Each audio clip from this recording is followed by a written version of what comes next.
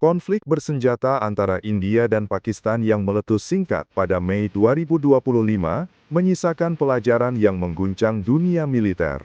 Jet tempur Rafale milik India, salah satu yang tercanggih dan termahal di dunia, berhasil ditembak jatuh oleh sistem pertahanan udara Pakistan. Namun kemenangan ini bukan karena misil yang lebih cepat, melainkan karena sistem jaringan informasi yang lebih cerdas. Pakistan menggunakan data Link 17 untuk menyatukan radar, UAV, dan jet tempur dalam satu jaringan yang saling terhubung dan real-time. Hasilnya, respons cepat, akurasi tinggi, dan dominasi informasi di udara. Inilah esensi dari Network-Centric Warfare, sebuah doktrin tempur di era informasi yang menempatkan kecepatan data dan integrasi sistem sebagai penentu utama kemenangan. Dalam network-centric warfare, setiap sensor, penembak, dan komando menjadi simpul dalam jaringan militer yang terus berdetak, tak mengenal jeda. Peran pun tak lagi bergantung pada kekuatan senjata, melainkan pada siapa yang lebih dulu tahu, lebih cepat bergerak, dan lebih tepat menindak. Video ini akan membawa Anda menyusuri bagaimana network-centric warfare telah mengubah wajah peperangan modern, dari Asia Selatan hingga ancaman yang kini mengintai langit Nusantara. Mengapa Indonesia belum sepenuhnya siap? Apa yang harus dilakukan untuk menutup celah ini? Ikuti terus hingga akhir video, karena jawaban dari pertanyaan-pertanyaan ini akan menentukan masa depan pertahanan udara Indonesia. Network-centric warfare adalah sebuah pendekatan operasi militer modern yang menekankan pada integrasi dan konektivitas seluruh elemen militer dalam satu jaringan komunikasi dan informasi. Mulai dari radar di garis depan, pesawat tempur di udara, sistem rudal di darat, hingga pusat komando, semuanya terhubung dalam sebuah ekosistem digital yang saling bertukar data secara instan dan simultan. Konsep ini pertama kali dikembangkan secara serius oleh militer Amerika Serikat pada era 1990-an. Network-centric warfare mampu menciptakan shared situational awareness, mempercepat pengambilan keputusan, serta meningkatkan akurasi tembakan dan efektivitas operasi gabungan. Prinsip dasarnya sederhana, semakin cepat dan akurat informasi tersebar, semakin besar peluang untuk menang. Dalam prakteknya, network-centric warfare berarti bahwa satuan tempur tidak lagi bekerja secara terpisah. Misalnya, ketika drone mendeteksi pergerakan musuh, data itu langsung dikirim ke pusat komando, lalu ke jet tempur terdekat, dan bisa dieksekusi dalam waktu kurang dari 1 menit. Tidak ada lagi jeda antar unit karena semuanya terkoneksi dan sinkron. Namun untuk mencapai efektivitas tersebut, dibutuhkan 3 syarat utama. Infrastruktur komunikasi yang andal dan aman, interoperabilitas antara berbagai platform militer, dan personel yang terlatih secara teknologi. Tanpa ketiga elemen ini, network-centric warfare hanya menjadi sistem mahal yang tidak memberi keunggulan strategis nyata di lapangan.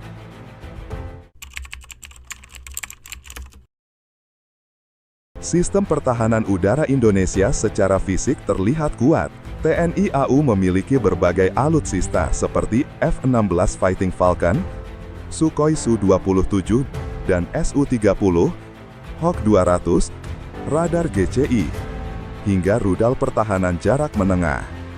Di masa depan, Rafale, KAN, dan KF-21 Boromai juga akan masuk dalam jajaran alutsista.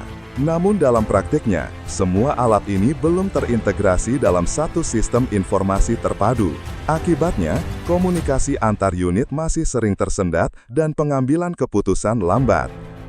Sebagian besar peralatan berasal dari negara berbeda dengan standar komunikasi masing-masing.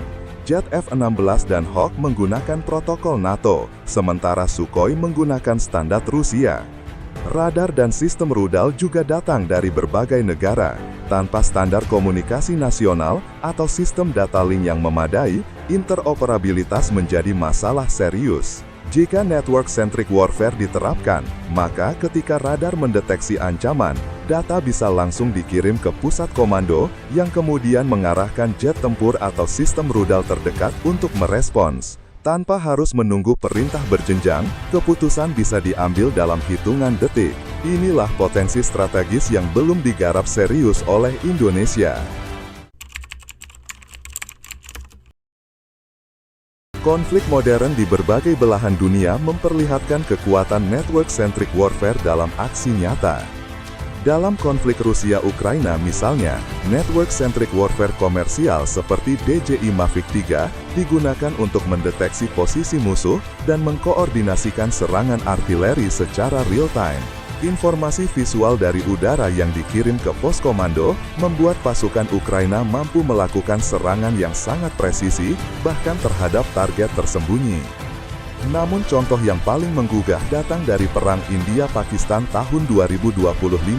Pakistan menggunakan sistem network-centric warfare berbasis data link 17 untuk menghubungkan radar, network-centric warfare, jet tempur J-10C, dan rudal PL-15. Sistem ini dibangun dengan memanfaatkan teknologi Tiongkok dan integrasi sistem yang matang. Kemenangan Pakistan dalam konflik udara tersebut bukanlah karena persenjataan yang lebih unggul, melainkan karena mereka menguasai informasi dan mampu mengintegrasikan semua sumber daya dalam satu jaringan tempur. Inilah kekuatan sebenarnya dari network-centric warfare, kecepatan dalam mengambil keputusan berbasis informasi yang real-time dan akurat. Jika Indonesia ingin memenangkan pertahanan masa depan, studi kasus ini harus jadi referensi. Tidak cukup hanya membeli alutsista canggih, tapi membangun sistem yang bisa menyatukan semuanya dalam satu jaringan digital yang aman, stabil, dan terkoordinasi. Tanpa itu, kita hanya memiliki potongan-potongan kekuatan tanpa arah yang jelas.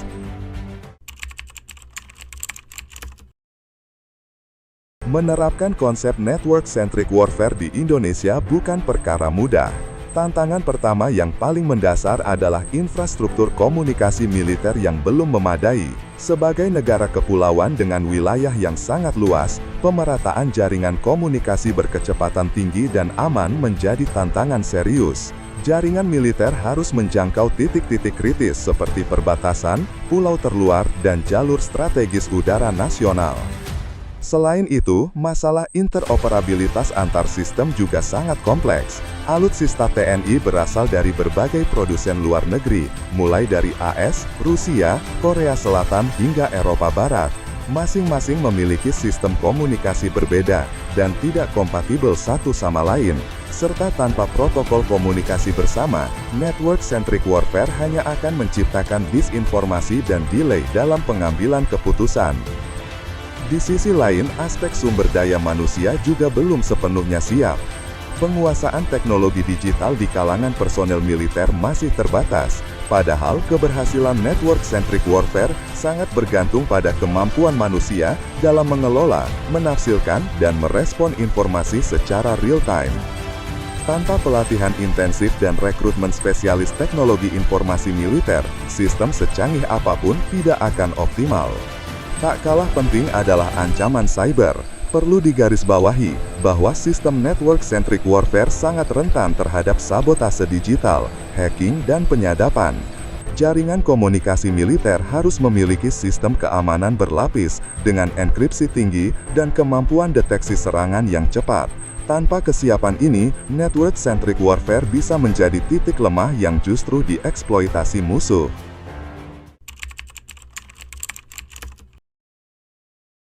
Untuk menjawab tantangan di atas, Indonesia membutuhkan strategi implementasi network-centric warfare yang komprehensif dan berjenjang. Langkah awal yang harus dilakukan adalah membangun infrastruktur komunikasi militer nasional yang independen dan tahan gangguan. Pembangunan backbone fiber optik militer dan peluncuran satelit komunikasi khusus pertahanan menjadi fondasi utama. Kemudian, diperlukan standarisasi protokol komunikasi melalui pendekatan open architecture. Dengan standar ini, alutsista dari berbagai negara bisa diintegrasikan ke dalam satu sistem jaringan komando. Kolaborasi antara TNI, Kementerian Pertahanan, dan industri pertahanan dalam negeri sangat penting agar pengembangan teknologi bisa disesuaikan dengan karakteristik operasional Indonesia. Sumber daya manusia juga harus diperkuat.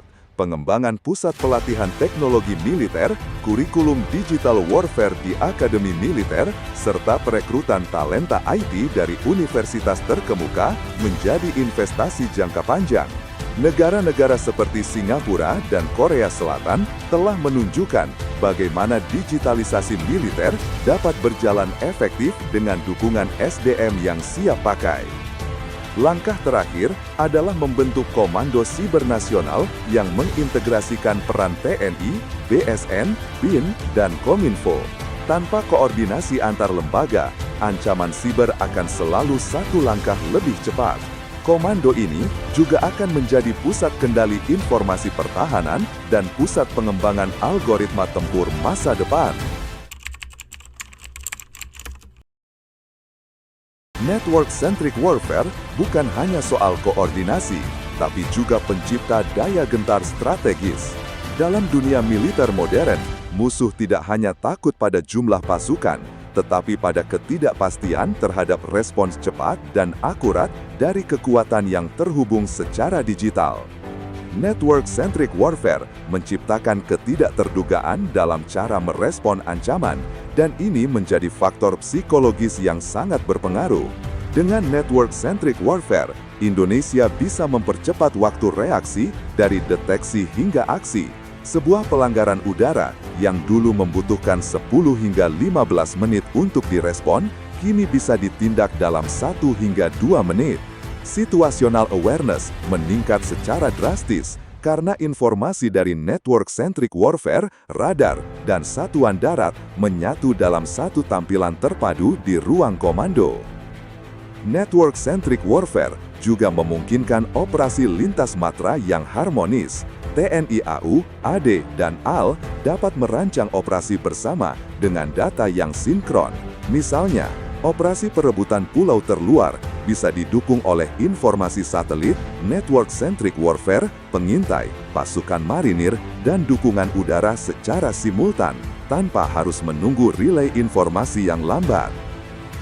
Jika diterapkan optimal, network-centric warfare akan memperkuat efek deterrence Indonesia terhadap negara manapun yang mencoba melanggar wilayah atau kepentingan strategis. Kita tidak perlu menunjukkan kekuatan fisik secara frontal, cukup dengan memastikan sistem kita mampu mendeteksi, mengunci, dan merespon sebelum ancaman muncul secara nyata. Di medan tempur masa kini, kemenangan bukan lagi soal siapa yang punya misil tercepat atau pesawat terbanyak, tapi siapa yang lebih dulu tahu, lebih cepat bertindak, dan lebih terkoordinasi. Network-centric warfare hadir sebagai kunci utama transformasi militer global, dan Indonesia tidak bisa lagi berjalan di belakang. Kita sedang menghadapi era peperangan informasi, di mana data adalah senjata dan jaringan adalah medan tempur. Dengan membangun network-centric warfare yang solid, Indonesia bisa menjawab berbagai ancaman tanpa harus selalu mengerahkan kekuatan fisik yang besar. Itulah keunggulan strategis yang hanya bisa dicapai melalui integrasi sistem dan digitalisasi pertahanan. Namun, perjalanan ini tidak mudah. Diperlukan komitmen dari seluruh elemen bangsa, dari pemerintah yang menyiapkan kebijakan dan anggaran, TNI sebagai pelaksana utama, hingga akademisi dan industri yang menyumbang teknologi dan inovasi. Sinergi inilah yang akan menjadikan network-centric warfare bukan hanya konsep, tetapi kekuatan nyata yang menjaga langit dan tanah air. Jika Anda sepakat bahwa kedaulatan informasi adalah fondasi pertahanan masa depan, mari suarakan dukungan Anda. Klik tombol like, tinggalkan komentar Anda, dan subscribe channel ini. Bersama, kita bangun kekuatan pertahanan Indonesia yang bukan hanya kuat, tapi juga cerdas dan disegani. Sampai jumpa di episode berikutnya.